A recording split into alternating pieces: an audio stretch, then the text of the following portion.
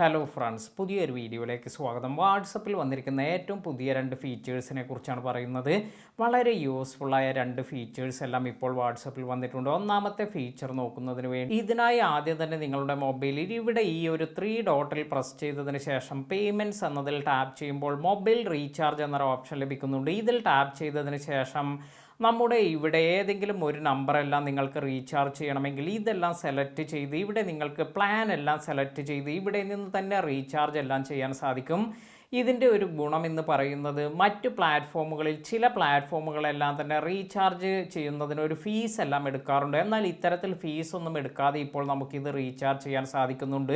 ഇനി മറ്റൊരു കാര്യം എന്ന് പറയുന്നത് ഇവിടെ തന്നെ താഴേക്ക് സ്ക്രോൾ ചെയ്യുമ്പോൾ നമുക്ക് ബുക്ക് ടിക്കറ്റ്സ് എന്നൊരു ഓപ്ഷൻ വന്നിരിക്കുന്നത് കാണാം. ഇതിൽ സീ ഓൾ എന്നതിൽ ടാപ്പ് ചെയ്യുകയാണെങ്കിൽ നമുക്ക് ഇവിടെ മെട്രോ ടിക്കറ്റ് എല്ലാം ബുക്ക് ചെയ്യാനുള്ള ഓപ്ഷനാണ് വന്നിരിക്കുന്നത്. ഇതിനായി ഇവിടെ നിന്ന് നിങ്ങൾക്ക് വേണ്ട മെട്രോ സെലക്ട് ചെയ്ത് ജസ്റ്റ് ഒരു ഹായ് എന്ന് സെൻഡ് ചെയ്യുകയാണെങ്കിൽ നമുക്ക് ഇവിടെ ഒരു ഓപ്ഷൻ എല്ലാം വരുന്നത് കാണാം.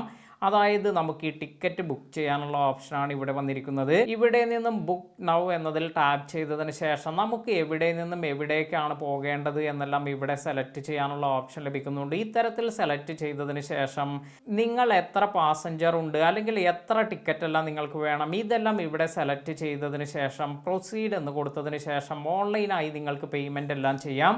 വളരെ ഈസിയായി നിങ്ങൾക്ക് ട്രെയിൻ യാത്രയെല്ലാം ചെയ്യുന്നവർക്കെല്ലാം ഏറെ ഗുണം ചെയ്യുന്ന ഒരു കാര്യമാണ്. നിങ്ങൾക്ക് മൊബൈൽ യൂസ് ചെയ്തു തന്നെ മറ്റു തേർഡ് പാർട്ടി ആപ്ലിക്കേഷനൊന്നും ഇല്ലാതെ നിങ്ങൾക്ക് മെട്രോ ട്രെയിൻ ടിക്കറ്റ് എല്ലാം തന്നെ ഇവിടെ നിന്ന് ബുക്ക് ചെയ്യാൻ സാധിക്കുന്നതാണ്. വീഡിയോ ഉപകാരപ്പെട്ടുവെങ്കിൽ ലൈക്ക് ചെയ്യാനും മറ്റുള്ളവർക്ക് ഷെയർ ചെയ്ത് കൊടുക്കാനും മറക്കാതിരിക്കുക.